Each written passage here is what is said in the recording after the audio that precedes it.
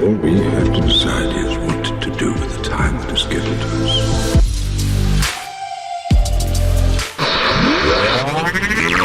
You've reached the internet's home for all things masonry. Join On the Level podcast as we plumb the depths of our ancient craft and try to unlock the mysteries, dispel the fallacies, and utilize the teachings of Freemasonry to unlock the greatness within each of us. I have you now.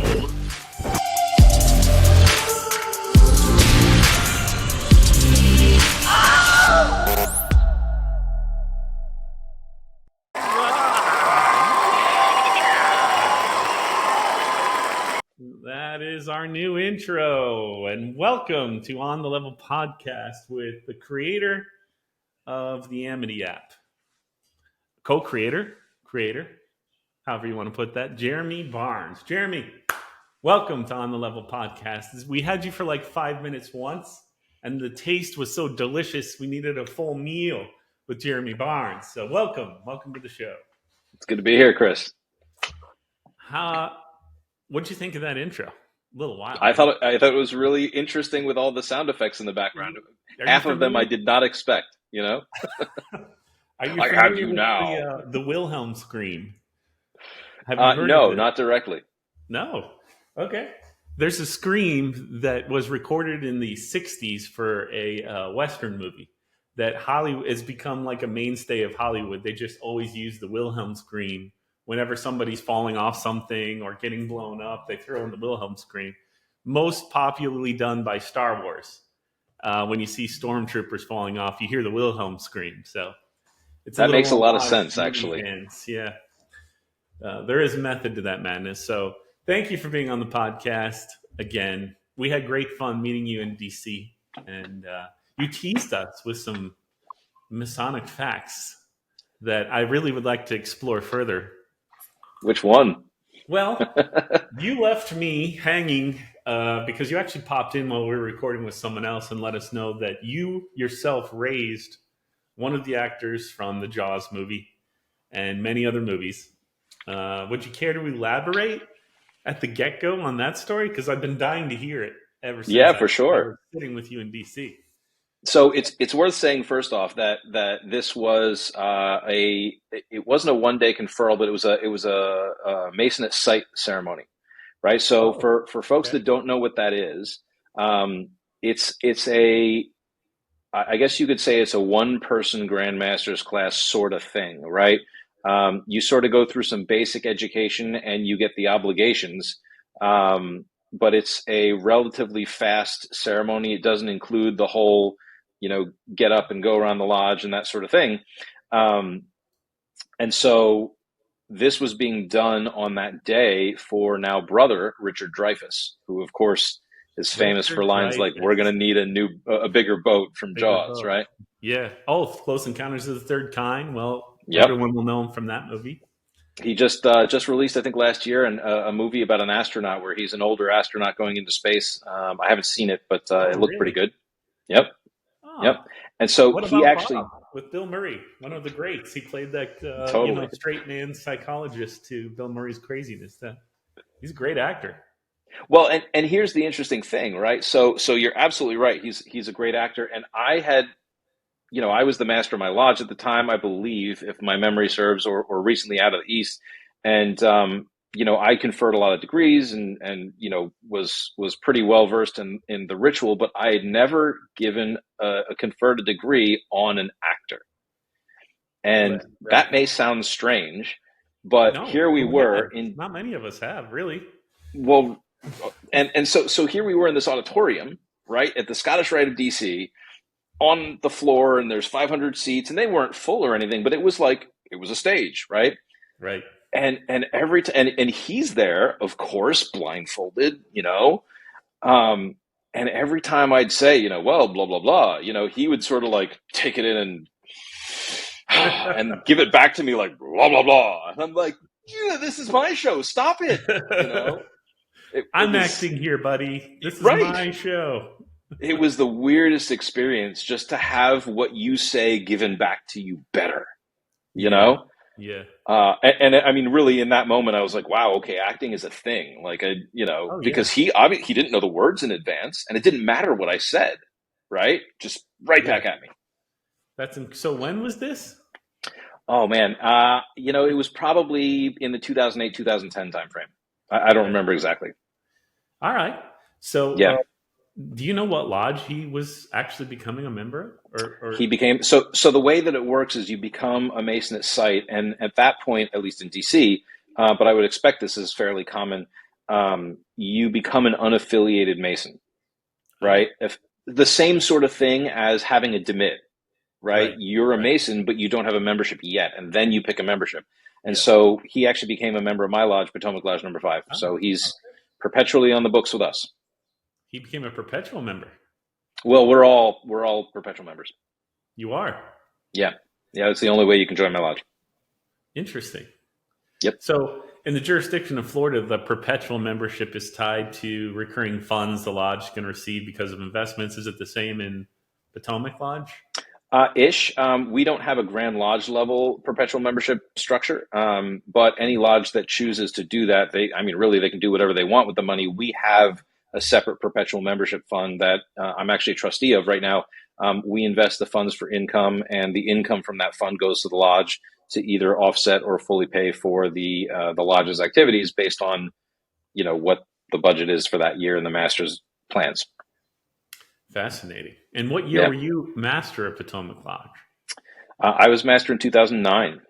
Nine. And So, then you were secretary for some time after. Yeah. yep. Well, I was master, and then I left the East and became a trustee of the lodge. And then I left that after 3 years, became secretary for 3 years. Um, then took a little bit of a hiatus, and now I'm back as one of our perpetual membership fund trustees. So you got out just before COVID ish, somewhere around there as secretary, Um, 18, 19? yeah, more like the 15-ish. I Okay. mean, 9, 12. Yeah, like 15 is when I stopped being secretary. And But I mean, I've always been one of the more active guys. It's kind of weird now being one of the older yeah, past masters in the room. I'm like, I don't have enough I gray know. hair. I know. I saw that because I was there for this most recent installation and you were clearly heavily involved in the entire affair. It was Um, a little more crazy than normal. You guys bring a but good contingent. It was a great time. yeah, we had fun. I mean, it was really a great time. In Florida, we're not accustomed to having alcohol at these lodge events. So that was something we were trying not to overdo. As Masons, we were like, what? That's what the Alcohol? junior warden's for. I uh, assume you heard Texas just allowed that at their annual. from what I understand, it's up to each lodge, right? They can Hmm. choose to allow it in their bylaws or not at the lodge Yes, and level. the interesting thing is they have a specific provision in the amendment that was passed that prohibits alcohol either in a meeting or 4 hours before a meeting, right? Oh, So wow. they they It's like flying a I think it's plane. a good idea. They purposely said, look, the idea is you shouldn't be drunk in lodge, Correct. but Yeah. if you want to bring a beer after lodge, that's now okay, which Yeah. is I think a sensible way to start down the path. Absolutely. I mean, in England, where they have bars in their lodge building, I assume that's how they do it. Nobody's Yep. getting loaded before the meeting. They probably save it for the after Yeah, the bars hangout are not time. usually even open before the meeting. Right. So that's very sensible. Yeah, and I, well, they actually sell alcohol there. So in DC, I think much like in Texas, you can't sell alcohol unless you have a license. right. But if I bring alcohol and As a I give it to gift. people, my Yeah. friends, effectively, Yeah. no big deal. Yeah. And that's also fair, I think. Right. I would love to see Florida go down that path. I think it's a little too progressive for us. Where I don't know, Florida's just a little different. We cling to our ways a little harder than You others. are far from the only ones, I will say. Yeah, I'm sure. Well, you would know better than me. I'm only now getting out into the world. I've relocated myself to South Carolina, Okay. and as the podcast gets a little more exposure, I'm getting to know the jurisdictions a little bit better, and it's just fascinating because it's rarely good news.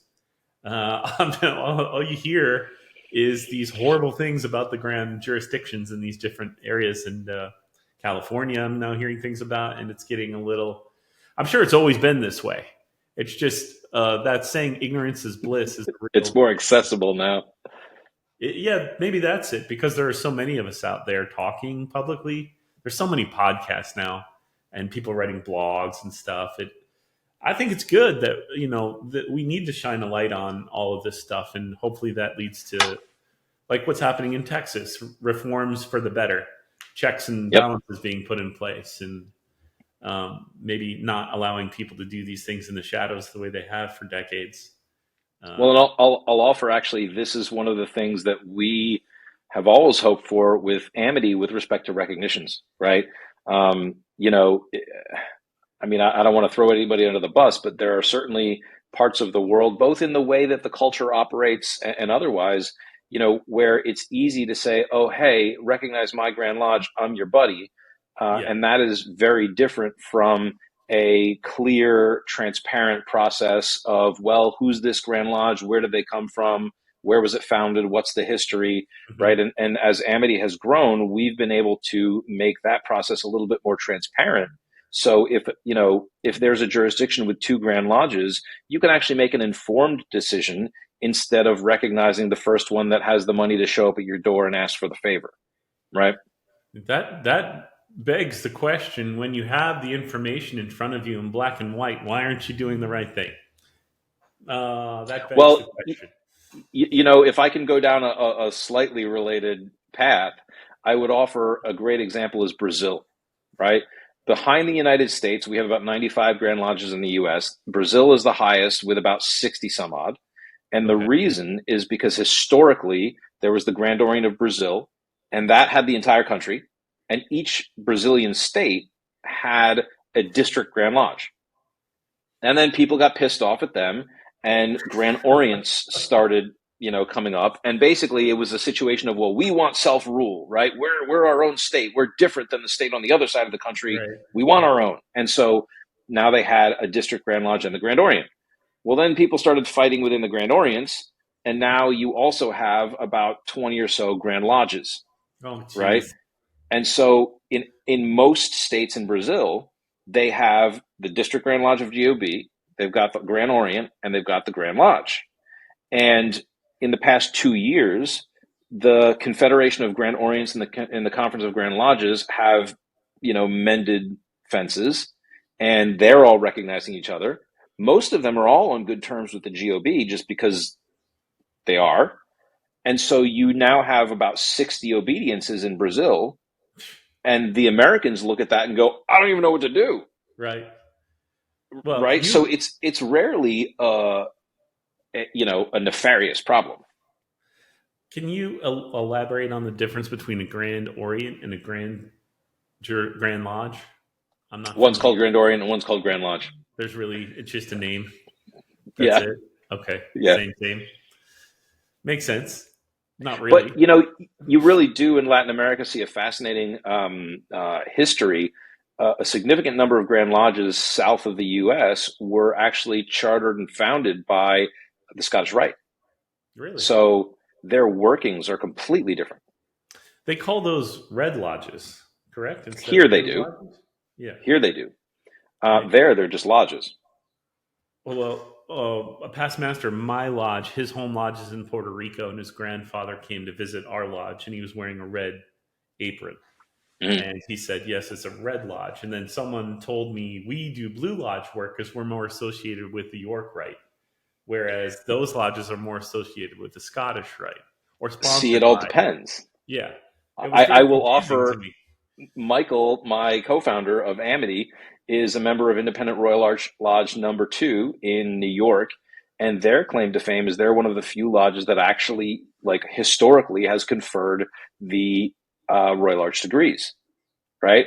And so their aprons are red because of their Royal Arch history. But they're York Rite. You can't really, so in the US, you can't really say York Rite, right? We're Preston Webb, right? But our lodges are not, our lodges don't go up any branches. Right. Like, for example, in Mexico, the ones that were started by the Scottish Rite are Scottish Rite lodges because they go Scottish Rite after the Blue Lodge and they don't go York Rite.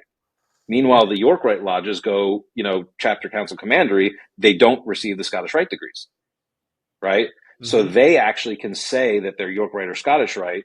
In the U.S., we're blue lodges, and after that, we can do whatever we want. We can choose to go up both sides, right? Right. Yeah, and most of us do. I have for sure, and I found it fascinating to see how they handled the same content in different ways. That Yep. was one of the most interesting things when I joined the fraternity, because I was I wanted to absorb it all. My family was very conservative, anti-Freemasonry, and the argument I kept getting is, you don't have all the degrees, so you don't know. They're keeping You're not a 99th degree lizard mason. Yeah. So I'm like, get me all the degrees. I want to see where's the baby in the snake eating and all this stuff. Where is it? I want to see it. And so I did every degree and every appendant body that I can get. Obviously, there are some that I can't because they're awarded as, for various things. And so now that's what I get. You don't have that one, so that's where it must be. And I'm like, oh, right. That makes sense. They wait until you're 90 to give you the world order changing stuff. That makes perfect sense. Not, me in my 40s where I could do some damage. My favorite thing lately has been something I saw on Reddit. It was, some conspiracy theorist posted this thing that showed declining Masonic membership, right? And said, well, no wonder the world's going to hell. The Masons are losing all their members. They don't have the time to run it anymore. The New World Order's crumbling. Like, wait a minute. Yeah. I mean, anybody who joins the fraternity, we were talking a little bit behind the scenes before we started about grand jurisdictions and stuff, and you see that it's like, no way. The organization and communication cooperation that would be required is far outside the grasp of our fraternity to actually. Well, I mean, just in general, you look up statistics on how hard it is to keep a conspiracy theory. I mean, the only private idea is the one that's never left your head. So if you're really going to say that the United Nations effectively with a few million people can keep a secret, good luck, Right. Exactly. And oh, by the way, let's indoctrinate them all to do the right thing. Yeah. But only the small one, small group is going to do the absolute wrong thing. Yes. That's right. And for what purpose? I don't know. Great question. Money. You don't need that to make a lot of money. Lots of companies are doing things to make money behind the scenes. You don't need a New World Order to do that. So I did want to talk to you specifically about your claim to fame in Freemasonry, which is the AMITY App. I thought you meant the Dan Brown thing. Oh, there's more?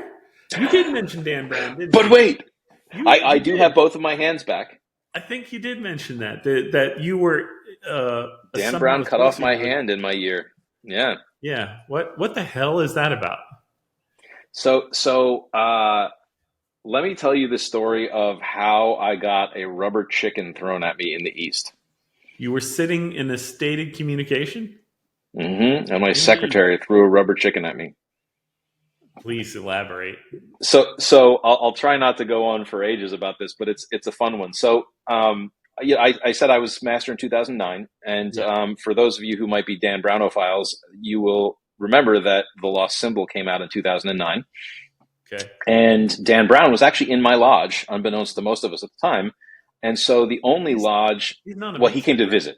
He's not a Mason, but he came to visit, doing his research. Because remember, that book was about Freemasonry in Washington, D.C. And in the final scene, the bad guy falls through the ceiling in the house of the temple. I mean, it's a whole thing, right? Yeah. And so the only lodge named in the book is Potomac Lodge number 5. And so we were actually part of his research. And so when it talks about the blue pediment over the master's chair, that's from my lodge.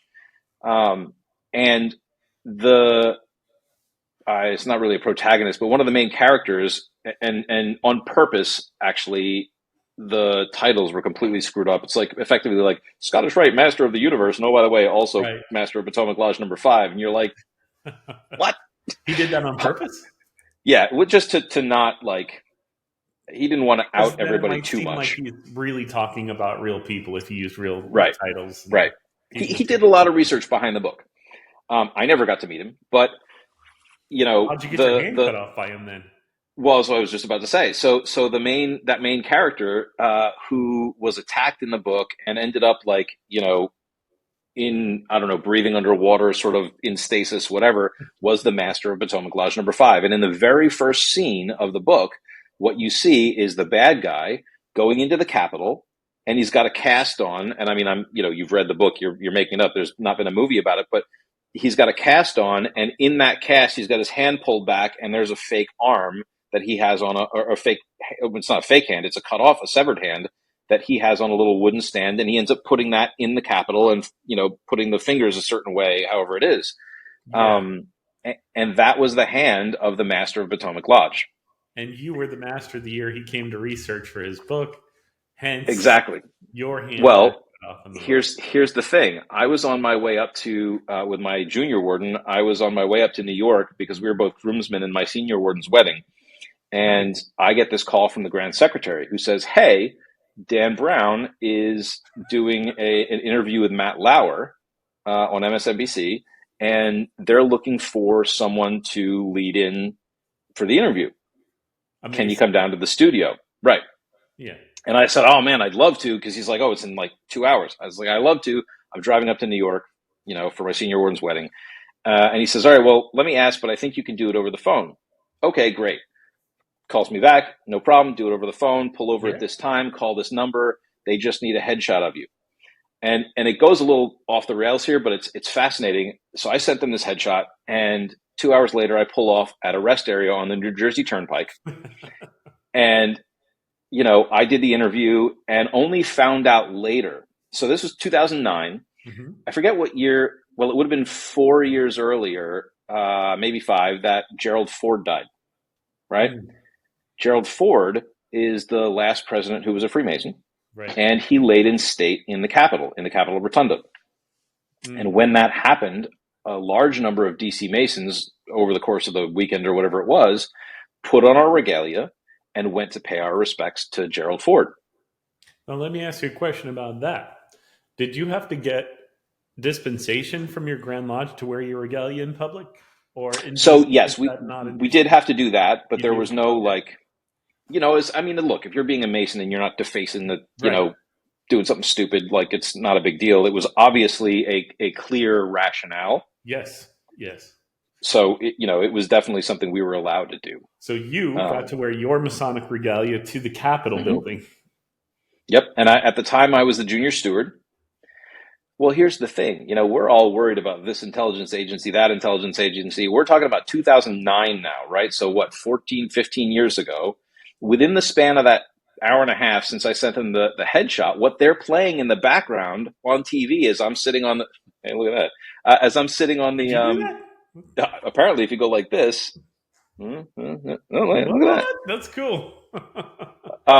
So what they're playing on TV while I'm on the phone on the New Jersey Turnpike is my video footage from when I was paying my respects to Gerald Ford. Oh, okay. Like they looked up my face in their system and found me, which was creepy to start with. Oh, that is. Then they're playing all these like guys in hoods, like opening and closing doors, and like so there's all this weird stuff in the background I am completely oblivious to. And we talk a little bit about it, and at the end of the interview, they're like, well, do you have any death rituals? And, the first thing that pops out of my mouth is, nah, it's not like we kill chickens or anything, and the conversation continues for about 30 seconds, and then it ends, and they're all chuckling as they go into the next segment. And I don't think anything of it, great. It was a fun interview. I go up to New York, and I come back down, and the next week is our State of Communication. And my secretary at the time, Dean Clatterbuck, was one of the most well-respected men in DC Masonry, to the point where one of the guys who worked in the Grand Lodge office had a picture of him behind his desk that said WWDD. What would Dean do, right? Nice. Chair of the Jurisprudence Committee, the whole thing. Dean knows how to be a secretary. I'll never forget my first meeting. I looked at him and I said, what else is on your plate, Worshipful Brother Secretary? And he looks back and he goes, it's your lodge, Worshipful. I'm like, yeah. It's my first day. We had a secretary like that was also head of the Jurisprudence Committee in the Grand Lodge. It's great. Yeah. It's a great lesson for the master, but I wasn't ready for it. Well, because masters are like, that's their lifeline. Like, right, what do I do? And when they're like, it's your lodge, it's like, oh my You're right. god, this is my lodge. Oh geez. Lesson number one. Well, so point is, he knew what he was a good secretary, Yeah, right? yeah. And I look at him and I say, we're for the secretary. Is there anything else on your table? Because I learned at that point to not what do we do next? And he goes, you know what, worshipful, there is. And the people who were paying attention were like, that's a tone I don't hear out of Dean. And he starts laying into me, worshipful, we just put this computer on my desk and I can see you've been mucking with it. And like at this point, the rest of the room is now looking and the red is just climbing my neck and my face, right? And after like 15, 20 seconds of, I can't believe you've been doing this. Why would you do something like this? I dare. And he goes, I've got something for you. And he grabs this rubber chicken, squeezes it, chucks it at me. And so now I've got this rubber chicken going, as it's flying at me in the east. And he goes, that'll teach you not to say we don't kill chickens. Oh my God. And I'm like, oh, good Lord. He got you. Wow. All because Dan Brown cut off my hand and I didn't have the foresight to not say something stupid. That's a momentous event for it was master, but wow.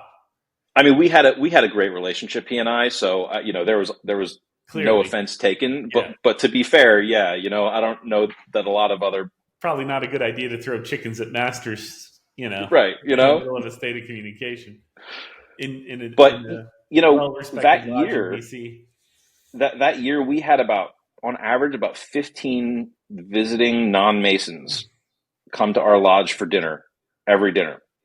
Wow. I mean, it was we started with I think 13 or 14 in the pipeline, and we raised almost 20. We'd do a degree on the weekend, and then at lot, like we were doing double and triple degrees. I mean, it was a busy year. Do you think that came out of the publicity the lodge got because of conversations about this stuff in the news and your lodge? We were the only one in the book. Mentioned in the book, right? And it was a bestseller. I mean, So everybody was like, I'll join that lodge.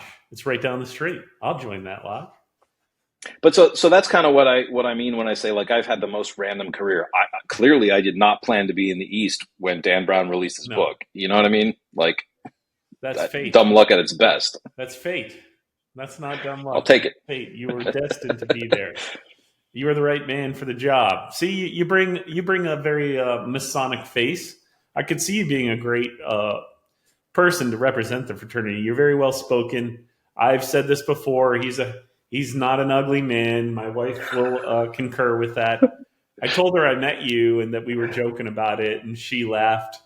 And I was like, "You're not going to protest?" She's like, "Oh no." I'm like, "Okay, all right." You're like, wait a minute. I see where I stand. Hold on. To be like, he's not that good looking. Like, she's like, I would like to reiterate what I said on my last stop into your podcast, which is I have not seen your wife since the first day I met her. Excellent. Just want to be clear about that. We'll have to change that though. We had fun. We should. I don't mean in that way. I mean we should hang out. As my girlfriend might have some words for that. Your yes, we can do a double date. I would love that.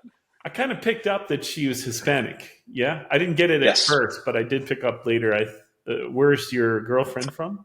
She is half Brazilian and half Spanish. Like from Spain? From Spain, Spanish, yep. Okay. Yep. Interesting. Yep. So does she speak Portuguese or Spanish? She speaks Portuguese, she speaks Spanish, she speaks English, and a little bit of French. Wow. Way to make me look bad.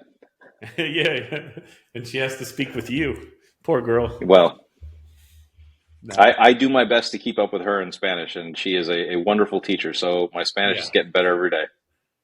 That's awesome. I know a lot of Spanish people are terrified of trying to speak Portuguese, and I've never understood that. It's like, okay, between me and you clearly have the advantage. Go talk to this person. You're going to pick up way more than I am. I'm American here. I can't even understand, Puerta or whatever. Like you figure it out. I got to tell you though, man, Portuguese sounds like Russian to me. I like it. They're very close, but my ear is not tuned for it. You know what I mean? I don't, it doesn't make any sense to me. My wife is Ukrainian.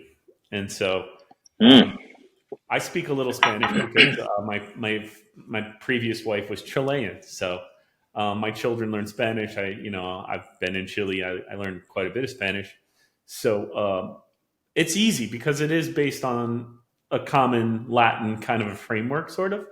Right. But the Ukrainian and the Russian it's like Chinese to me. Like Not I can't. right. Yeah, there's very few things that you can pick out of an hour long conversation that you could recognize a word. And to me, I grew up in America where my whole childhood, Russia was always the bad guy. Every movie, Russia was the bad guy. In government and politics, Russia were going to destroy the world, and they had to be stopped. And it was a moral thing, the world against Russia. And so I always joked with her that there's no difference between Ukraine and Russia. It's the same thing, right? But she always took offense to that. Can't say that anymore. Especially now. So now I'm aware, very aware of the difference between the Russians and the Ukrainians. But still, I mean, like I remember going to the Grand Lodge of Serbia last year, and I mean, what wonderful people. But they sort of use both the Latin alphabet and the Cyrillic alphabet, and so it's like half the time you look at something, you're like, "What does that say?" Like it just, it's weird. A crayon? That's writing, right? Well, I told her, we were actually with you because the Ukraine was invaded around the same time we were at Mardi Gras that year. Yeah, that's true, isn't it? Yeah. And so I got it on the news and I said, baby, I hate to tell you this, but you're probably not going to have a country by Monday because Russia, in my mind, from my childhood in this country, Russia was the big bad, right? Yep. And she said, you don't know what you're talking about. You don't know my people. And here we are years later, and that conflict is still going on. And for me, as an American raised here with Russia as the big bad, it's very eye-opening to see how incompetent that military actually is in reality and how aged their equipment. They weren't investing like we were all this time. And you see how much spin was going on in our movies and our politics all these years through the Cold War to make us believe they were this massive global power that they really aren't anymore. I mean, I think the big takeaway from you is don't mess with your wife. She'll beat you up. Don't mess with my wife. I can tell you that.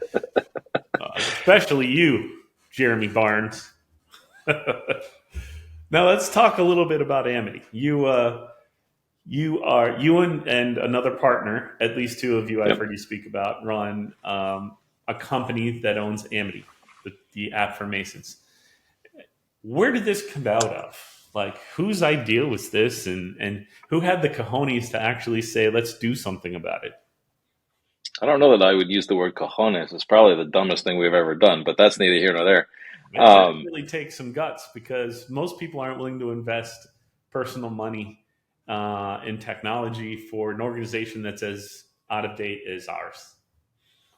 I think one of the most fascinating things that a lot of people don't realize, although we get mistaken for each other by people that don't know us well, Michael and I have actually known each other since we were 3.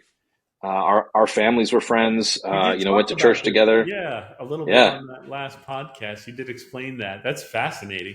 See, fate. Yeah, so fate. Your life was predetermined, man. You know what? You just reminded me. I'll tell you how he became a Mason, which is again the most random thing. So, we were friends as kids until we were, I don't know, 6 or 7, and old enough to remember each other. And then one of our families moved away, or both, or whatever. And we were kids. We didn't have, we had phones with cords back then. That was that. And so, whatever, 20 years, 30 years later, he was at his mom's house, and his mom had on her refrigerator my family's Christmas photo. And in that Christmas photo, I was wearing a belt buckle with all the Masonic symbols on it. And Michael sees that and goes, I've been thinking about Freemasonry. I need to get in touch with him. And he asked his mom for my dad's phone. Well, his mom didn't have my number, so she gave him my dad's phone number. Yeah. He called my dad, who, when I first became a Mason, his response was, isn't that a cult? And he sort of warmed up to it, but he's never been like, this is a great thing for you to do. And so his first response to Michael was, "You don't want to talk to him about that."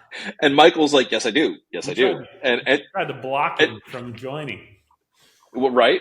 And so he ended up getting my number, and both of us had, I don't know, we were on the road for, like, I was driving down from Baltimore to DC for Lodge.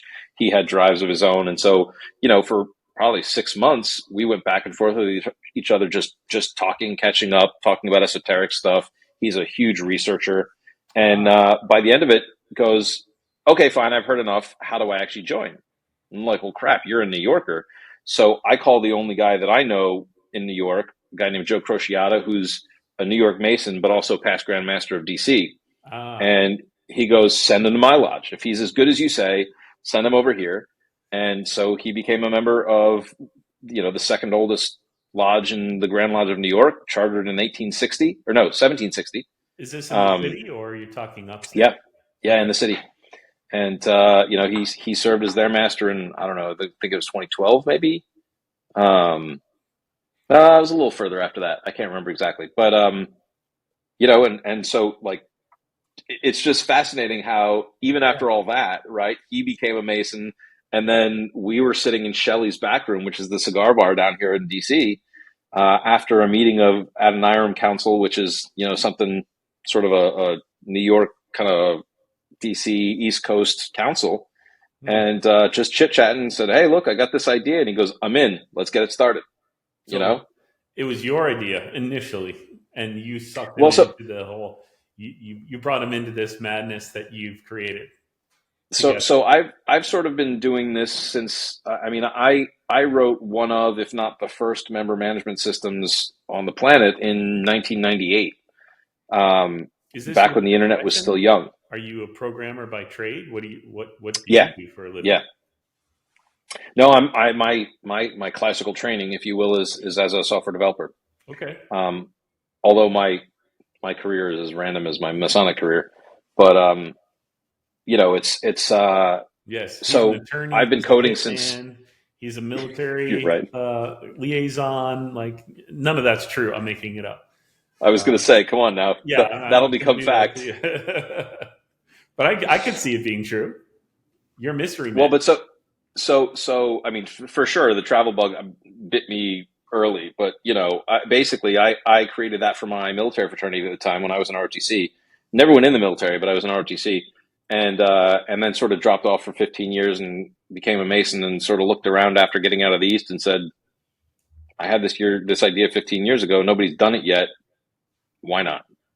And like I said, we probably started with the most complicated organization in the world. Yes, you definitely did. But here we are. Yeah. How many jurisdictions are part of the AMITY App now? Well, we document 313, all the regular Grand Lodges in the world, and about 285 are using the app in one way or another. Okay. And you've got deep connections with certain jurisdictions like Florida.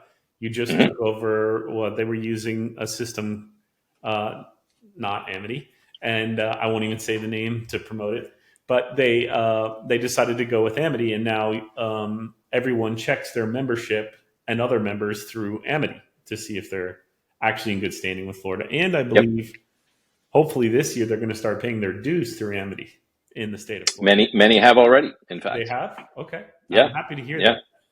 Because I'd prefer to pay my stuff online. I don't really have checks. I got to go looking for a check. It's a pain to write a check and mail it. I have to have stamps. Like, this is so annoying. A lot of people don't even have checks, right? Really, I don't. I have to borrow checks from my wife in her account because I don't have. And then she's like, "All right, compensation. I'm paying your dues. Come on." Yeah, well, you know how it is when the dues come rolling in. 120 here, 120 there, 180 here, 260 here. All of a sudden, you're out $4,000 in dues. Every year. Well, and the biggest challenge too is it's all due, at least in the U.S. A lot of it's due around Christmas. Right. And here we are trying to say, "Oh, well, you should take care of your family and you should do all these things." And look, life's only gotten more expensive, and one of the most expensive times of the year is when we choose to put our dues on. So we're aiming at things like how can we make this easier for you? Just click, pay. Yes. Right. How can we allow you to do this all at the same time and allow the organization to have visibility? Right. your lodge's PayPal can't be seen by the Grand Lodge Right. from a per capita perspective. Right. But on top of all of that, what if we can say, oh, hey, great, you've got $1,200 in dues for the year. Why don't we charge you $100 a month? See, that's what we need to do. I was just talking to another guy in marketing yesterday. We were doing a podcast, and I was telling him this is where we need to get to, because the Scottish Rite, the York Rite, the Grotto, the Shrine, my Blue Lodge, um, it all comes at Christmas time or just after, right before, somewhere around there. And for me, it's not that big of a deal, but I can certainly imagine it is for a lot of people. And you probably got to get picky and choosy about what bodies you join because of that. But Absolutely. what a great thing it would be for all of them to share communication with each other, and for me to just be able to pay $50 a month, automated through my debit card, and never think about it ever again. You know Yep. how many more members you get in these appendant bodies probably than we have today if we made it easier for them and a little more financial. My wife isn't going to complain because she's used to seeing the $50 a month, right? But when at Christmas time you're forking out thousands of dollars, they're going to notice, and you're going to hear about it. Absolutely. So Absolutely. that's absolutely. Is that something on the horizons for you? You think to try? Yeah, to make that it kind is. of a thing happen? The interesting thing is, and I believe Florida is one of these jurisdictions, but there are some jurisdictions that do not allow anything but a full payment, which I can totally understand. But there's some math and operation there to say, okay, well, we're now saving it for you. We've got to give you Right. statements every month. There's legalities around that. I would And do sure, that. we'll keep it in trust. It's not like we're Yeah. using it to fund operations, Right. but we need to know which one's which. Who can we give, which lodges can we give money to, on demand versus in bulk. I mean, so there's some I'm sure there's technical challenges there. Yes. Yeah. Because we don't make it easy for progress. No. We certainly aren't quick to adapt or adopt new technologies or ways of thinking. Our Grand Lodge, I was shocked to hear that they were going to Amity. Um, it was a big surprise, but there's so much we could do to help these jurisdictions. Like, I was telling this marketing guy yesterday, Jonathan Green, who you met probably in DC. He's a big guy. Mhm. He did the laying of the leaf. He was the young guy that did the wreath laying with the Yep. Grandmaster. And we were talking about this, how we could really advance. The Grand Lodge should have the capacity to offer a website for each lodge in its jurisdiction through the Grand Lodge, because they update their information anyways. It wouldn't be terribly difficult to set up a system. We've got little microsites, and all that content gets updated automatically as they update it in their system, and everything looks the same and everything's optimized for that region. We need to get some younger. I'm not an ageist, okay? It's not an old versus young thing. I'm talking about mentally.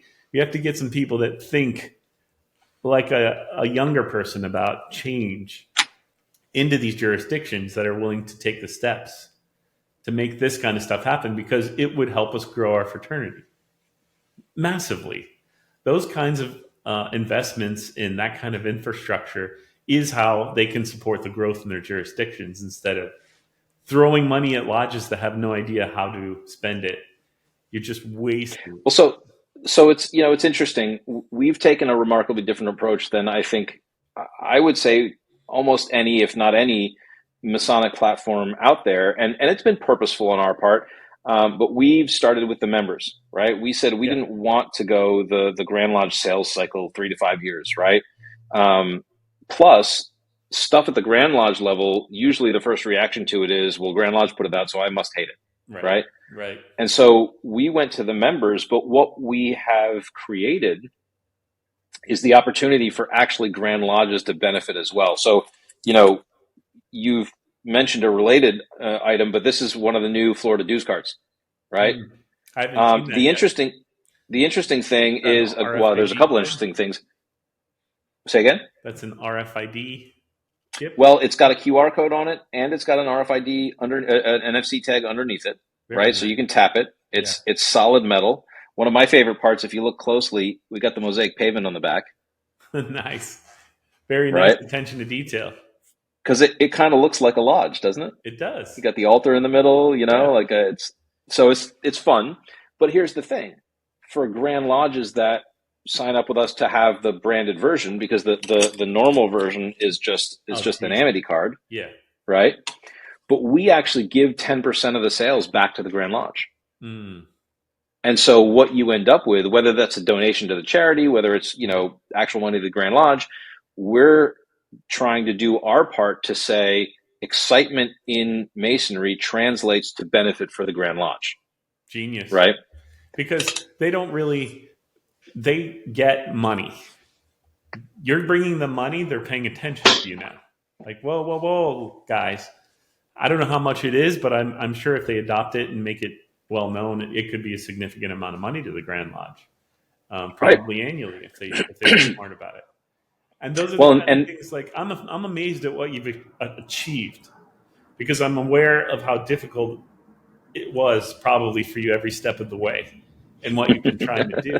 but that's also why we haven't asked for permission, to be honest. I think once people get to know us, they realize our hearts are in the right place and Yeah, we're doing the right thing. yeah, But to be honest, if we at every step of the way asked for permission from 300 Grand Lodges, we would get told no by yeah. 299 of them.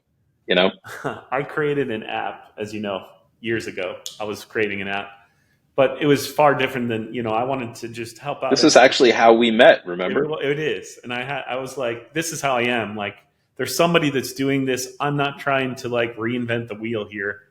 I want to success leave tracks, and I want to step in your tracks.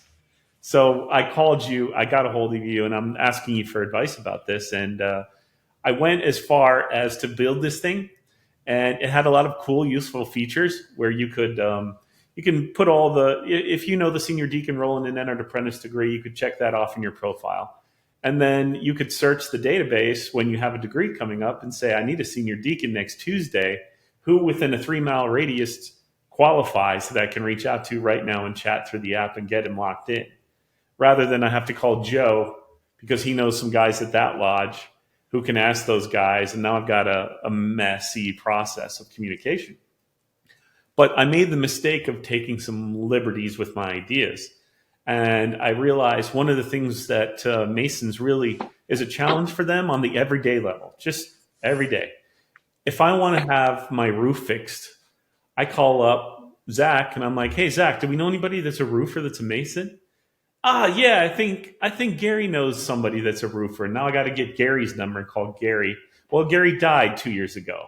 And now I got to find somebody else. And I'm like, Jesus, man, I'm just trying to help out a Mason here, with my project. And so I thought, what a great idea to allow Masons to register their businesses in the app. And then we could have a database and say, I need a roofer. Oh, he's a Mason. And look, I know him and I can do business without having to involve 18 people and take 6 months. And so I sent everything to the Grand Lodge and said, what do you guys think I'm about to release this? The app never came out because Grand Lodge said, no, you can't use Masonry for monetary gains or whatever our digest says about that. And I'm like, well, with all due respect, I was just at my lodge where they sold 18 businesses on placemats that are sitting at all the tables. So I find it hard to believe that's not, no one's getting paid here. This is just to help Masons. And it went up to the Grand Master who interpreted our digest and said, no, I believe it means this. And so I was so frustrated, I just trashed the app. And had I had your cojones and not asked for a permission, I would have an app on the marketplace, and a lot of Masons would have been using it and getting a lot of work done together. But I still think it's just I got a few screws loose. It's not cojones. I mean, that's any entrepreneur has to be a little crazy. You have That's to be fair. willing to do things the average person isn't willing to do, and take some risks that they don't have the fortitude to tolerate, right? I was going to say, actually, one of the best quotes about an entrepreneur that I've been told in those CEO working group and whatever, the guy said, the measure of an entrepreneur is how much pain can one take over how long a period of time. Wow, that's such an accurate. The more that is, the better you're going to do. Yeah. Well, think back to your entire journey with this Amity project. The hurdles must have been insane that you had to deal with. The simple point to that is we still go all over I mean, even last night, I was at our shrine meeting. I'm the outer guard for Alma's Temple. And, somebody goes, oh, Jeremy created the AMITY app because I had just given a presentation at the Scottish Rite. And the guy goes, what's that? And I'm going, it's been 8 years. It's been 8 years. I'm in your jurisdiction. Yeah. Right. I mean, and like, we don't take any offense to it, yeah, but it's a Masons don't adopt technology quickly. That's the issue you're having. I've been to among others, Brandon Lodge in the state of Florida. Brandon Lodge is what we call, it's Grand Lodge, Blue Lodge. That's where all our gold collars come from right now, is Brandon Lodge. And they have fully adopted AMITY. If you go to their stated meeting, they have the QR code at the Tyler's desk, and they ask you to check in through AMITY, that you're at that stated communication. They're really pushing AMITY. So I'm pretty sure everybody in that lodge is well aware and has downloaded it, and they're actively using it. But I've been to 30 other lodges in Florida, and I bet 90% of their members have never heard of AMITY until they went to Grand Lodge and you were adopted, and now everybody knows that you're associated with the Grand Lodge. But they still don't have your app, and they don't know what it is or how to use it. So how do you get to a highly untechnical, massive body of people when you have this really complicated? You've made it pretty easy. Your app it's not asking them to learn technology that much. You make it pretty easy for the average guy to download, check their membership, and see if another lodge is regular or not. And I've seen you do at the Grand Lodge, you do presentations, you have booths, you're more than willing to talk to anybody about how to use this stuff. Does that ever get old for you? These people constantly acting like it's so difficult, and you're like, dude, have you ever used technology in your life? You have a phone, right? Like, you've used it. You'd be surprised. I've seen more iPhone 4s in Mason's hands than, really? Look, the Pew Research Center, 2 years ago now, released a study that said it's 85% of Americans have a smartphone. And my following comment is the other 15 are all Masons. Nah. Like, it's probably true. This is what it is. But, it's interesting because there are two things that I think are relevant here. One is we're trying to move past technology, right? And whether that is a card with a QR code or, we haven't talked about it, but this ring has the same NFC chip in it and can pull up my profile, right? You set it up once, you don't need a phone anymore, right? Here's so if you help you... I don't want AMITY tracking my location all over the place with my ring. Well, it's not possible with a ring. Neither here nor there, but you see my point, right? Okay, don't worry about the phone thing. You help the old guy, get his card set up, or whoever it is that doesn't want to use it, and off you go. And now you just tap it. Yeah. Right. The other thing is we're actually in the middle of a redesign of the app right now because it's been 7 years and it's had the same design. Yeah. I'm really excited about it. It's looking really cool. But one of the things that we're moving towards is the ability to use the app without registering. Okay. And some people will go, oh my God, does that mean all the information's out there for free? No, it doesn't. We've gotten to the point where we have all these blogs and podcasts like the On the Level podcast that are in the app, and they're also on Apple Podcasts, right? You don't have to be a Mason to consume this data. But really, nothing in AMITY is secret. There's nothing there that really is. What could an outsider see that's secret in the AMITY app? I would offer that there is plenty that is private. You're right that there are none of the secrets of Freemasonry there, but I have no interest in, for example, allowing a non-Mason to find an exact location of a lodge. I personally think we give out too much data. Well, it's very easy for them to find that lodge without the app. Like, you can just go to Google. Maybe in Florida. Well, not in other places. It should be easy for them to find a lodge. Should it? It should be. Should it? But that's what I'm asking. Absolutely. Look at what happened in Texas, where we had a brother got killed. Yeah. Right, and there are a not small number of countries where you will have legal repercussions, or may even, have injury to yourself or family if they know you're a Mason. Yeah. Right. Yeah. We're seeing arsons all over the U.S. and Canada. You know, I mean, I'm a firm believer that it's okay to know that there's a lodge in a city. And if you want to reach out, then they can, you know, sort of vet you. But remember, and not to go too deep into the ritual, listen to what it says in the first degree in most places, certainly in DC, when you're getting the lecture about what happened to you. The rationale for wearing the hoodwink and the cable toe was so that if something went wrong, you could be let out of the lodge without ever seeing the form thereof. Right? And so this is just my personal opinion, right?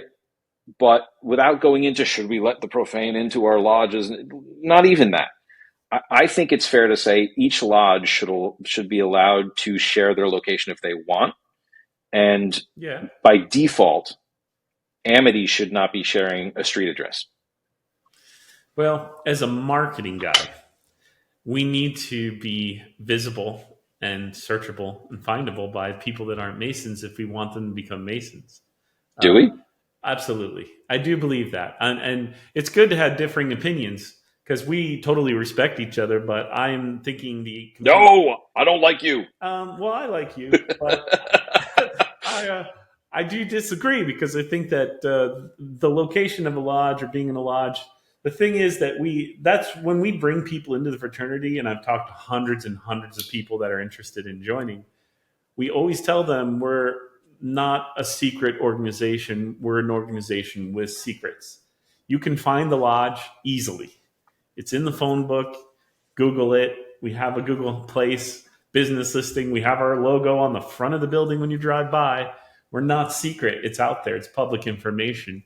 And so to try to keep that information secret, I believe only feeds into a lot of the negativity people outside the fraternity already have as a preconceived notion about us, that we're nefarious and hiding things from them on purpose. And so, yeah, I don't think we should be. I think it should. That is totally public domain, public information. We're registered in Florida on Sunbiz as a business, each lodge. And so our addresses, our home addresses are listed there as officers. When you become an elected officer, they put your home address. Look, my challenge with that is about identity theft. And I mean, let me take it from a different perspective. I mean, so, you know, people say, well, what's the difference between online banking and getting a check in the mail? And in some ways, obviously, convenience has you know, overrun everything I'm about to say. But at a core level, right, I can hack your bank account from anywhere in the world. Sure. In order to get the check that went to your mailbox, I have to be along the route of the post office or at your mailbox. Yeah. Right? And so I would offer that in your community, what you are saying in my mind is 100% correct. Right? The simple fact, though, is you are not going to look for a member in India or in Australia. Right? And so if you have some rando dude who's like, I'm going to drive anywhere within 150 miles and go burn down the first lodge I can find, right? Yeah. That's a great reason to say, well, you know what? Maybe the digital footprint is useful to be a little bit different than the physical in the community footprint. Okay. I can get on board with that. And so I would offer that you can share what we do without sharing our address or our home addresses or whatever else. And from a digital footprint, the good that we do as a craft can be highlighted without sharing so much that we worry for our privacy or our safety. Okay. And for better or for worse, I'm on the completely digital side of this domain. And I think all of us are glad that you are concerned about security. Very much. I've said before, at least I'm doing this because I trust me. Yeah, I think it's good to have somebody very concerned about security in a position that you're in, and not somebody like me who's like, hey, screw it, it's all out there. So you're just gonna have to live with it. That's right. I would say, by the way, just for, you know, not to brag or anything, but just for anybody that's listening to know my background. I mean, I've worked on some of the largest networks in the world. For the last 12 years now, I've held the Certified Information System Security Professional certification, which is one of the highest IT security certifications you can get. Security is a passion for me, and so is privacy. Yeah. It's something that we've built in from the beginning. It's one of the reasons that we started slower than we did, right? Yeah. And it's something that I always try and share with people, because I think it should be the fundamental piece of how we approach things, Mm-hmm. because you can always lower security. It's Right. very hard to close the gate after the cows have left, if you will. Yes, absolutely. Now, are you projecting your redesign will hit the app where people will actually see the different layout? Don't you make me promise. No. I know how that stuff goes. Are we thinking this is a this year thing, or is this a next year thing, for example? Oh, we're talking, is this a this month or next month thing? Okay. So what I would encourage anybody, yourself included, is send an email to support@coperior.com and ask to be on our beta tester list. Okay. Sweet. Our hope is that by the end of the month, we will have a version out to the beta testers, and you'll be able to basically switch between it like a different skin, right? You'll go to your preferences and say, use the 4.0 layout. So you'll do a little test run and let them work out the bugs and kinks, and then you'll roll it out en masse once you feel comfortable after that. Exactly. Well, the other part of it too that is worth saying is this is also about how long it's going to take, right? So there's, we can do the first steps and make the front pages look good. The 15 levels down might take a little longer, Well, should users expect any functional changes, or is this mainly a cosmetic change that you're rolling out? It's first and foremost a cosmetic change, but that doesn't mean that there are no functional changes. I mean, I mentioned earlier the concept of being able to use the app without logging in. Yes. Right. That would be good. But one thing we've always struggled with is the fact that you have half of your profile on the status page and half of your profile in the profile page. Right. So we're looking at redoing things to look more something like this, right? So you can actually see all your memberships in one place. I mean, look at that amazing photo of me. Makes me chuckle every time. Did you actually grow your beard out like that at some point? Oh no, that was AI, but I seeded it with a few pictures of my beard, and apparently it decided that I was the bearded wonder. You look a lot scarier with a full beard, I have to say. Right? Much more intimidating. Actually, one of my favorite things was I gave a presentation on the future of Masonic identification at the World Conference in Jerusalem in June, and I lived for 3 years in Mexico during and after the pandemic, and as soon as the pictures came on, I had this like big beard, gray, whatever, and my friends in Mexico were like doctoring the photos, putting sombreros on me and going, look, it's the Mexican in Israel. And I'm like, oh, guys, come on. I don't do it because I don't know how old you are, but I'm 48. I'm actually going to be 49 this month. And you're only 3 years behind me, or in front of me. Only 3? Yeah. The 3 makes a big difference in the grace, let me tell you, because when I was your age, I had this very nice salt and pepper thing going on, and the ladies love the salt and pepper look, but that doesn't last long. It turns pretty gray pretty fast, and so now if I grow it out, I just look old.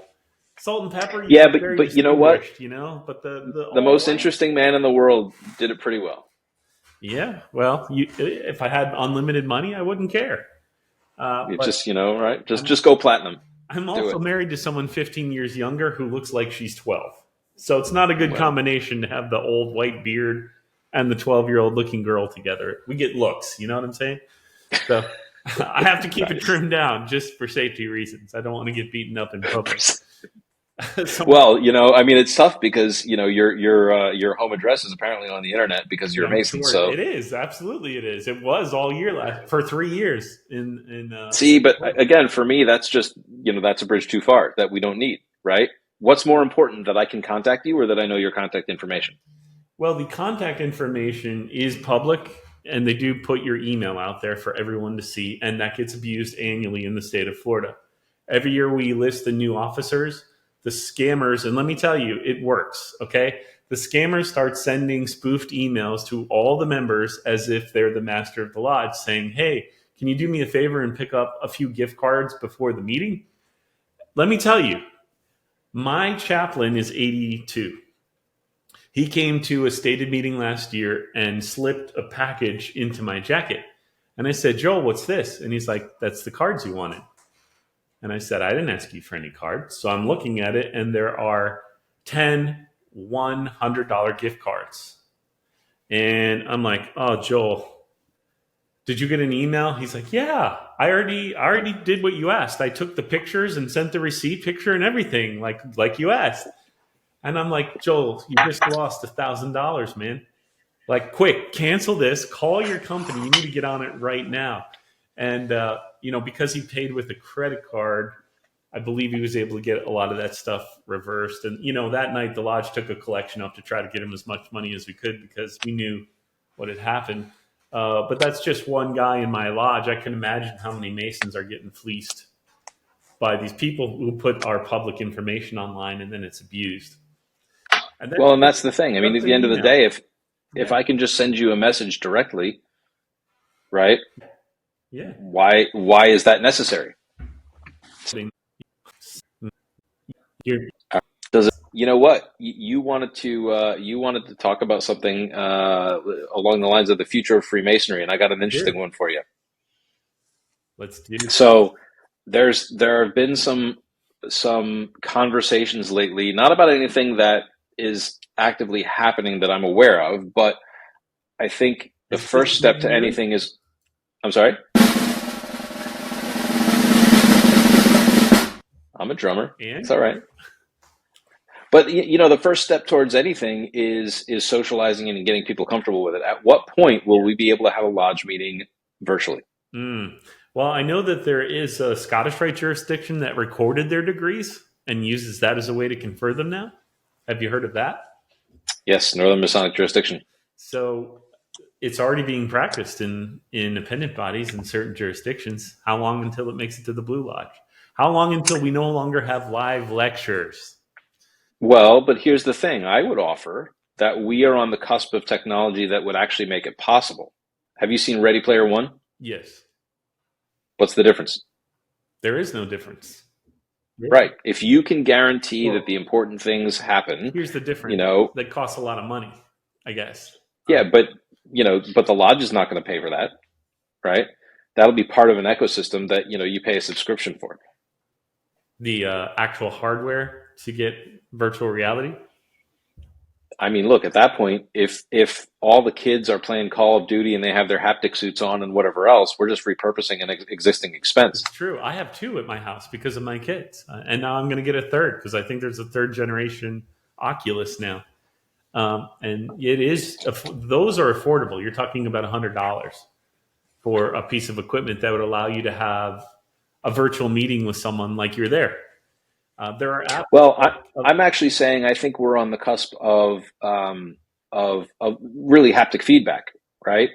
We could say, well, okay, I need something on my foot, on my knee, on my hand, like there are a couple of key points. But if that can happen, right? So I don't know. What's the opportunity? It's an interesting question. For the non-technical listeners, when Jeremy says haptic feedback, what he's talking about is physical touch sensations, yes? Yes, the ability exactly. to get some kind of, I can do something here and you feel it over there on your body somehow. That would be a haptic sense. And we have it on our Apple Watches, right? There are great implementations already that are making the rounds on the internet of people literally taking a pen and pushing something in virtual reality, and they've created imagine almost like a bed of nails, right? Mm-hmm. But a bunch of basically cylindrical pillars, and if you push it, the pillars go up or down to actually show what you're doing digitally. Right. And so we can now create like a Play-Doh, tower. Yeah. And on your end of it, the physical pieces turn into what I created. That is fascinating. That's it. It sounds like science fiction, but that's science now. It really is. Well, but it has implications for the deaf, for the blind, right? There are a lot of real applications for this other than, well, I mean, look, and if you go back to VHS Betamax, what was the tiebreaker? Well, there's already implementations of haptic feedback for sexual situations, right? Porn is doing this. Of course, yeah. Porn is always leading the way when it comes to technology, always. It's funny how that works. Like, wait, can we use it to have sex? then it's worth it. Let's bring it in here. Well, but so you say, is the lodge going to pay for that? And I'm going to say, They're all using it. like porn's going to pay. Like it's like military hardware. The government figures out how to use it, and then we all get GPS for free. Right. Right. Well, another implementation that it wasn't my idea, but brother, Worshipful Ramon Hernandez, who's an architect of all. I don't know how he came up with it, but it's so simple. He's like, I wish an AMITY app. I could open the app. I could, in augmented reality, see a walk line for me to practice my ritual work. It would say, go here, and it recognizes that's an altar, so it knows when I should turn there. What a great idea for you for the future. Well, so can I tell you something related that we're working on? So the Kansas Laws of Research and a wonderful brother named Alex Powers, who puts on Kansas Masonic on every year, which I would highly recommend. Great time. But he has created effectively a kit that he can send to your lodge, and it allows you to do 360 pictures of your lodge. Right. And so it's not quite what you're talking about, but I would argue it's sort of halfway down that path. We're talking about integrating into AMITY these effectively 360 tours that you see now in the real estate world. Yes. Right. Where you can walk through a building. Right. And, we do Travel Safely Tuesday and show off places. Yeah. I mean, how cool would it be to literally walk through the lodge? Very cool. Because there are some lodges that are just amazing. Like, I wish I could do that. I see the photos and I'm like, man, I wish I could really see that place. And my lodge in Sarasota is pink. It would be very interesting for people to get to look around that place, because I doubt you see any pink lodges. Well, you should take some pictures next time you're down there, so we could put them on Travel Safely Tuesday. Oh, I'll send you some pictures, but I don't know it's going to stay pink for long. The new brothers seem pretty determined to get rid of that. And well, but you know what? If you put the pictures up, it'll stay forever. The internet never forgets. We had a guy once just visit from overseas or somewhere, and he was so shocked by the pink. He took video and he went live and posted it on YouTube. And he came back and he's like, I never got as many hits as when I posted your Pink Lodge video. Everyone wanted to see that thing. So he came back to get some more views. It is. That's awesome. Apparently pink is a calming color. That was the rationale they used when they painted the whole place pink. Really? I find it to be a feminine color in a fraternal organization. Doesn't make a lot of sense, but who's to? The shock trauma at the University of Maryland in Baltimore. Everyone that works there wears pink scrubs because they used to have scrubs of a different color, and what they found is all of the guys would go out to the bars after their shift and try and pick up women by saying, well, I work at shock trauma. Look, I'm wearing the official scrubs. And one of the guys in charge finally said, this is enough. You're making us look bad. You're getting hammered and doing stupid stuff. I'm making all the scrubs pink. And now they go out to the bars because they wear the pink scrubs, and they're the badass guys that wear the pink scrubs. Wow. So that's great. Goes back to sex. We'll figure anything out for sex. We can lead it back to sex. Everything. This guy I'm telling you about, Ramon, he can turn any. We were one time looking at a room, and he's like, you ever notice how a corner looks like a vagina? And I'm like, Jesus, this man needs an outlet. When you start seeing vaginas in the corner of a wall. But that's the Hispanic. They're Latin. They love the ladies. I would like to. I don't want to capitalize your time. We've gone over an hour. I don't know. Edited. This is definitely going to be over an hour. And I respect that we're recording in the middle of an afternoon on a Friday. So I appreciate your time. And I know I am dealing with a few fires that I need to get back to, but that's all right. I can imagine you do. That's why I don't want to keep you.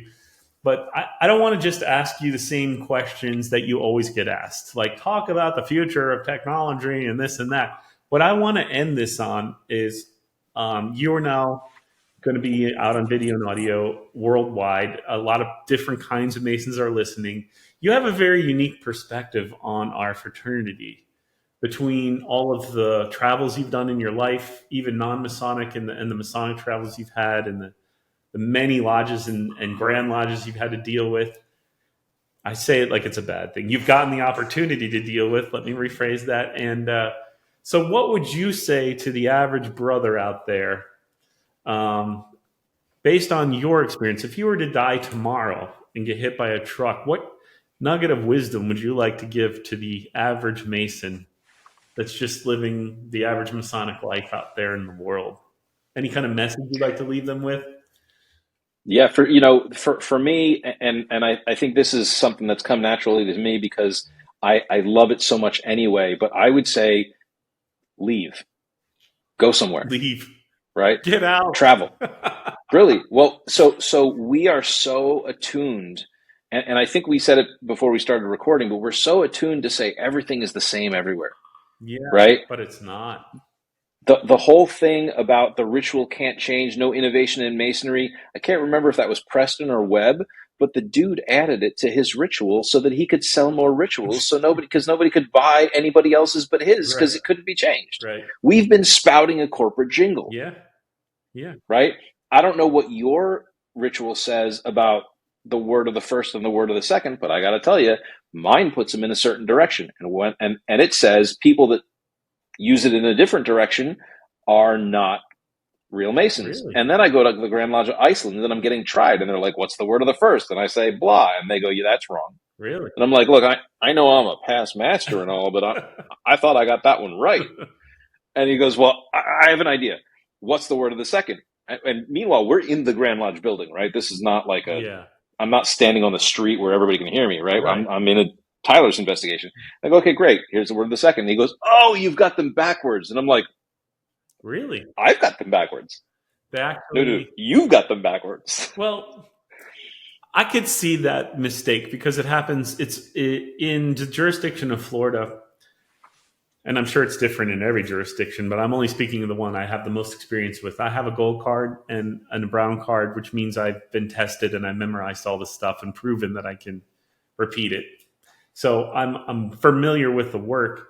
And the way you say something to a candidate going through the degree and the way you say it when you repeat it, when you give the lecture about the degree can be different. And So I'm talking fundamentally what we do in the first, yeah, they do in the second, yeah, right? like the actual But secret words, the most one of the most important things. It's a pillar of who we are as Masons. We do it differently in different jurisdictions. How does that make sense? but here's the thing. There's a fascinating story about it, which I learned from Bob Cooper, the Grand Historian Emeritus of the Grand Lodge of Scotland. By his telling, back in the day when there was only the Grand Lodge of England, the problem was everybody was learning all the secrets, even non-Masons. What are we going to do about this? And they said on this day at 9 a.m., the words are going to swap. That's what it is. We're going to do this. It's going to be more secure. And of course, as you might imagine, they called a lot of people out. People were wandering, like coming to meetings, hadn't heard the news and, screwed up. Right. But this was not the only one, but this was one of the reasons why the ancients Grand Lodge popped up, because they said, "Hey, now, you can't just change the ritual like that. You clearly do not respect Masonry enough. Right. We're going to start a new Grand Lodge, and we're going to call ourselves the Ancients and you the Moderns, because you're the ones that are changing everything." Right? Yeah. And so in some jurisdictions around there, they still use it the other way.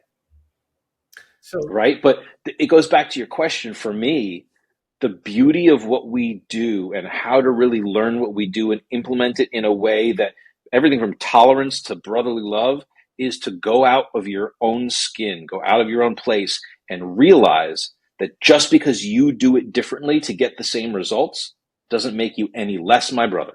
right. I love that. That's my passion, right? I love how we are such a patchwork quilt, Yeah. but we all do the same thing. Same, but different. Yeah. And the goal, the ultimate goal, like you said, whether you call this word the secret word of this degree or that degree, doesn't really change who we are as Masons. Not really. Or why we're here, Right. or hopefully what we're getting out of it. And I think Mackey said it. We aren't a religion. We're not trying to prove any of this is fact. If you start trying to prove the Hiram Abiff took a crap in this place on this day, you look insane. We're Masons. Like, these are moral lessons, and the point is to make ourselves better through the fraternity. Exactly. And whether you say this word or that word, or stand up or you don't stand up when you say something, really shouldn't matter to you, really, as a Mason. And look at society today. The lessons that we are learning are critically necessary in our society. And if we get all hung up on, Chris, you can't possibly be my brother because you swapped the words. Right.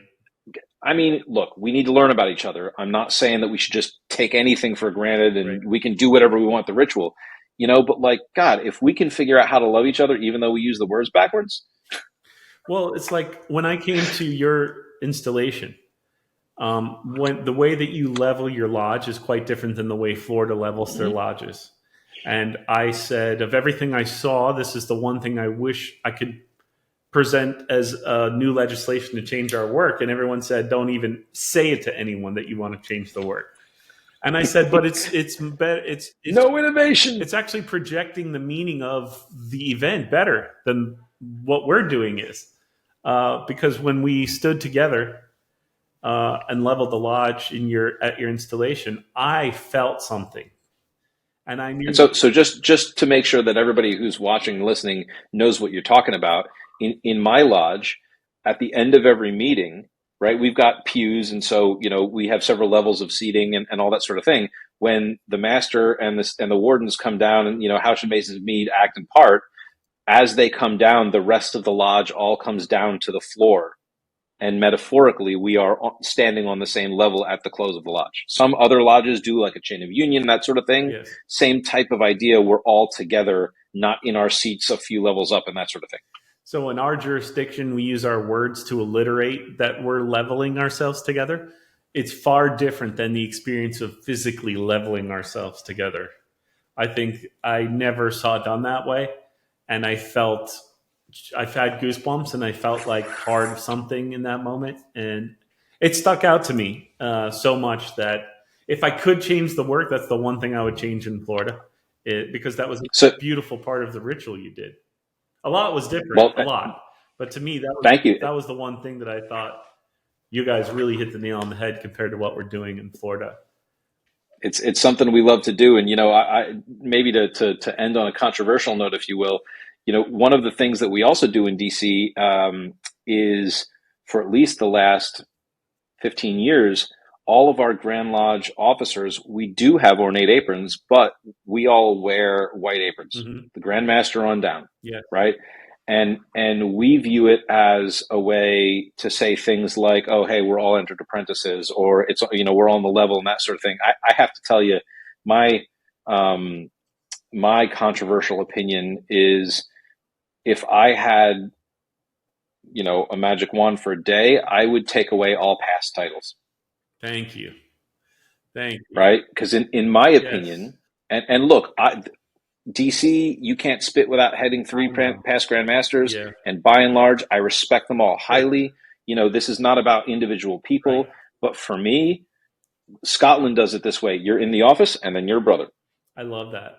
Right? Yeah. Like, yes, we should give the office the respect, but I shouldn't carry around worshipful for the rest of my life, because you know what? That makes me better than everybody else in some eyes. Different than them. On a different. And how are we saying we're on the level if I'm wearing this big old apron and you're calling me worshipful and genuflecting in front of me, and like, no, I'm just a brother. I'm a wrong worshipful, if anything. I could not agree with you more. I shared a post that someone wrote to that effect on the level page, and it was controversial. People were like, this is ridiculous, you need to respect it. And other people were like, I kind of get it. It's a controversial idea. But imagine if, instead of introducing a person by his title, we introduced them by his character traits. This is Jeremy Barnes, who served his lodge this year and served as secretary for these years and has done this for the fraternity and that for the fraternity. It's going to let people know a lot more about who you are as a Mason than worshipful. And I would say that's actually something I've started to do in my language, and changing your language is a great way to start that. I wasn't master of my lodge in 2009. I served my lodge as its master in 2009. Subtle difference. It's a big difference. It's a huge difference. But to me, the fascinating thing, and it's even more so in DC, I had a dear friend who's since passed away. His name is Jim Laughlin, and he was one of the things that to me, Jim was Masonry. Like when he knelt at the altar during a degree and vouchsafe thine aid, Almighty Father, like his voice was, Yeah. and I knew him as Jim. It Yeah. took me like 5 years to realize he was one of the preeminent IP attorneys in our country. He was just Jim. And to me, the question of whether or not my title should lead is simple. Because if you don't know me, I don't believe that that's what should lead. Right. But when you get to know me, you'll realize what I've done. The earned title. Yeah. Right. But that whole thing is part and parcel of, are we in a lodge to know each other and become brothers, or for some other reason? It causes more harm than good, the titles, I believe. It incentivizes. Look, and I see it internationally, right? I mean, most of these guys that are at the international level are wonderful, wonderful human beings, Are there? amazing people. Hmm. But there are some who, it's like they wear a flying carpet, and I mean, you're like, you're here because you wanted the title. How much more gold can I put on myself? Can we get more gold? Can I get a gold helmet? Can I get gold shoulder pads? What can we do? Like, I mean, I got to tell you, like, I mean, the Grandmaster of South Africa, John Smith, such a humble guy. I've seen him several times in different jurisdictions, but like the epitome of a Grandmaster who really cares about his Grand Lodge, who's doing the right thing, I mean, it's a privilege meeting these people. yeah, But you're right. People like him, it's rare. he wouldn't be any less if he got out of office and became brother. And they want that. These people who have accomplished these great things in the fraternity and done so much good, they just want to be a brother. They don't really care about their titles. You know this. You meet these people, and they're the least concerned with their titles. It's always the guy who hasn't really. What has he done? I don't know, but he got the title, and he wants to make sure you use it every time you say his name.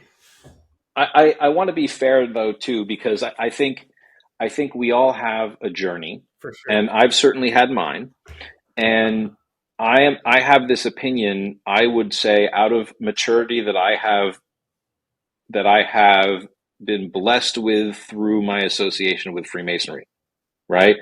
20 years ago, when I joined this fraternity, I didn't know any better, and it was important to get these accolades. Yes. Right. And so I don't want people to listen to this and go, oh my God, they hate me. No, I think we go through this process, and we have to remember that we talk in terms of smoothing the asphalt and all these sort of things. That's part of it. Yes. And it's okay to be the brash upstart asshole sometimes, but you're going to grow out of it too. And we love you anyway. Yeah. Well, the fraternity needs their passion. Those people that are doing It's things true. for titles are doing things. So I guess it's serving its purpose in some ways. I just think we could find better ways to incentivize than meaningless titles. And one of my quotes that I'll just, it's always stuck in my head. If you remember Norman Schwarzkopf from Desert Storm, he wrote an autobiography, and for the life of me, I can't remember what most of it says, but one of the things that he said in there was, the higher the monkey gets up the flagpole, the more you can see of his ass. And, I think we should all remember that, because if we get to the top of the flagpole and say, I'm the monkey in charge. Oh yeah, we can see the whole thing. Like, humility is a virtue. Remember the people that got you there. Remember the new guys. And in a lot of my speeches, because I'm talking to grandmasters at like the World Conference, and say, look, you guys don't get introduced anymore. Everybody knows you already. Right. You walk into a lodge, and like, if someone doesn't know you, there's a problem. Yeah. Like, think about your newest Master Mason. How's he going to travel? Right. Who doesn't know anybody, doesn't have your network, doesn't have your accolades, doesn't have your history. And that's who you're serving with AMITY. You gave him the power to be able to travel comfortably without concern for losing his privileges. Yes, safely. Right. Because it is a dangerous thing for us to have Masonic communication with unrecognized brothers. There can be serious repercussions for that. And as there should be. I mean, that's important. And I think oftentimes happens out of ignorance for new Masons, for sure. Yeah, totally. They don't even know the difference between Prince Hall and non-Prince Hall at that level, at that point. And well, a common misconception is, oh, I recognize the Prince Hall in my grand jurisdiction. I recognize Prince Hall. which is absolutely No. not the case. And They have Grand Lodges just like we do. And what would you say if, oh, I recognize the Grand Lodge of Florida, therefore I recognize every other Grand Lodge in America? Nah, not so much. this whole idea of recognition in itself is unknown to new Masons. They don't even realize there is such a thing as recognition, or that if they see a Masonic symbol, that it may not be some place that they're allowed to go. They just don't know. It takes time for people to learn that stuff in the fraternity. And, having an app that anyone can download, even a non-Mason potentially in the future, I think is great, especially for family members. It'd be great. We get that a lot already. Right. I mean, we can't stop someone from downloading it, right? And then someone creates, a profile because they want to become a Mason and they think that's how they reach out, right? And, it's like we have a variety of ways to catch that sort of stuff, and most times we do. And, but like there's an opportunity here to say these people, to your point, even the people that are, doing things for the title are still doing things. They are. Yeah. Just because you signed up thinking it was the right thing, yeah, it's the wrong thing, but that doesn't make you bad. Right. It means you're trying. Right.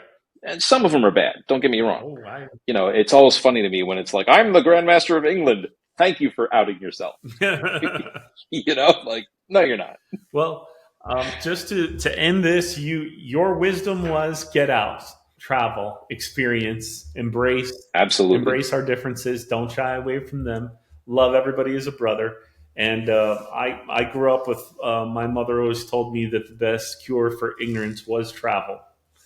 That only seeing the same people and having the same food and the same experiences your whole life makes an ignorant man. And she told me. And to be clear, I don't mean everybody has to be able to afford to go to Australia. Right? You're talking about go to your next district. Right. Go an hour away. Right. Go to the next state in the U.S. within 1 to 3 hours. A lot of us can get to a different state, right? It doesn't have to be far. Even the next lodge over, or the one that meets in your same building that has a different history, you can learn so much.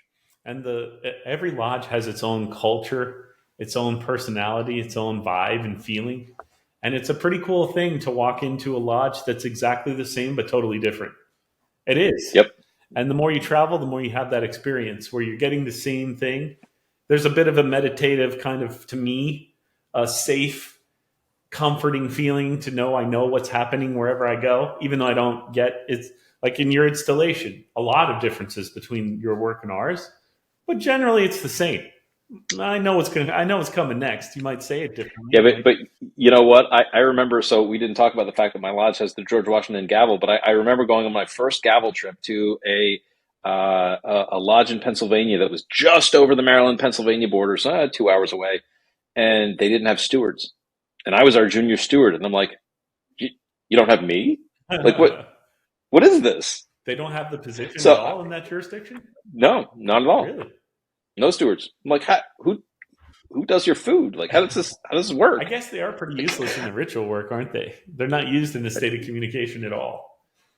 Right. And so, look, it's just the way it is. Yeah. But, it was my first, like, hold on sort of moment. That's me. That I had. Out of your right. Picture. Oh, God damn. Yeah, no, it's true. I mean, when I became a fellowcraft, I was asked the next day to do a fellowcraft degree at another lodge. I had just seen the degree. And when I went to do the steward position, a lot of it was different. The way they move and the way that they sit. And you're like, wait a minute, I thought okay. Wait. And I'm not going to argue with these people. I learned that early on. You don't argue ritual in somebody else's lodge. You just accept it.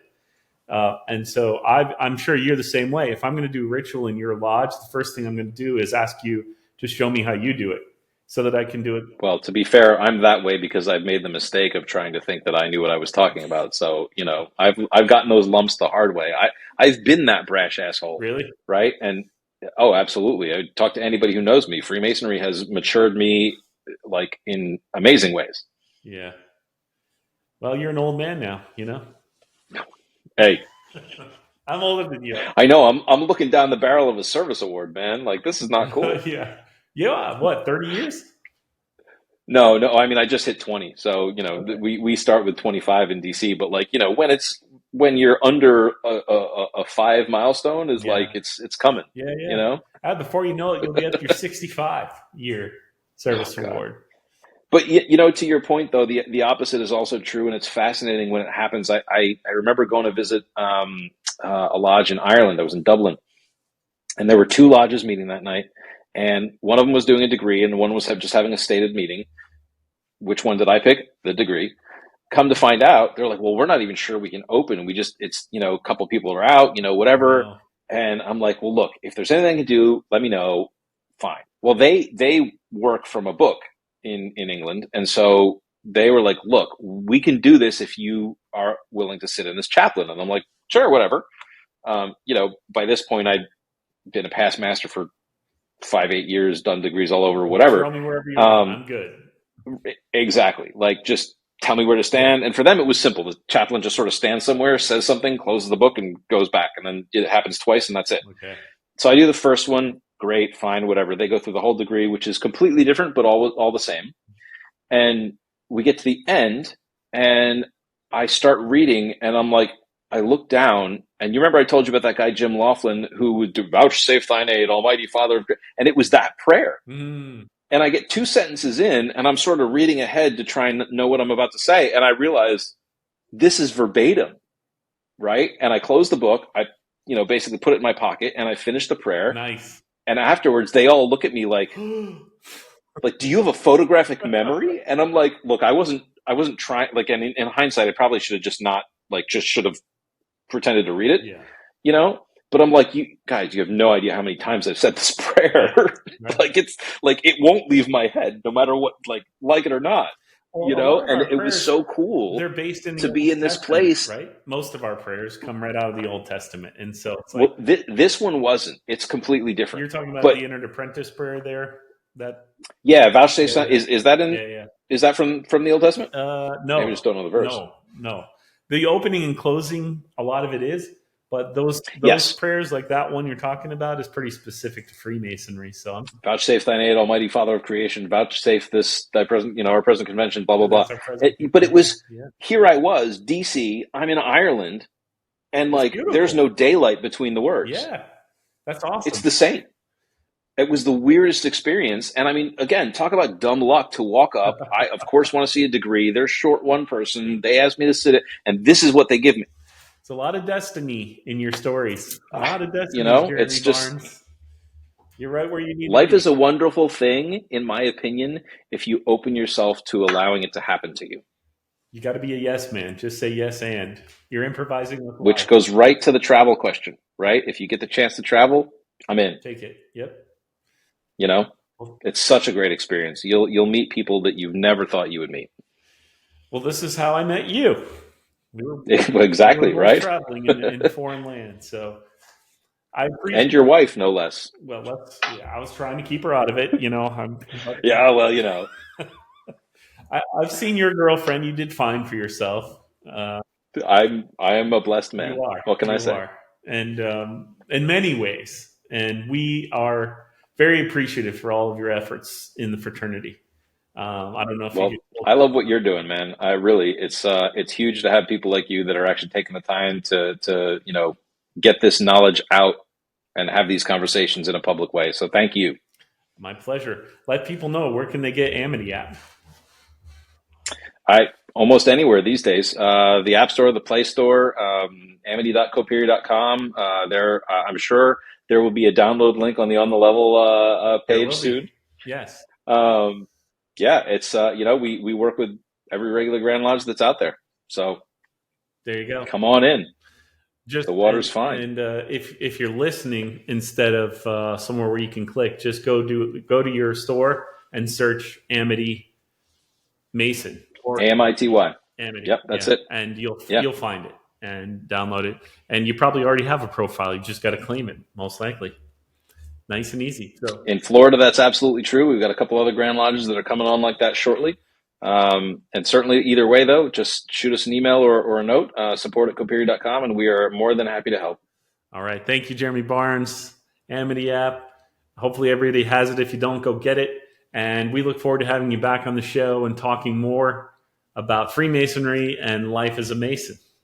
Until next time. Anytime you want. Next time we can cover the George Washington gavel. Yes. Oh, I want to talk about seeing you in the Capitol building talking to the people there about that, because it was a pretty eye-opening experience. But that's for next time.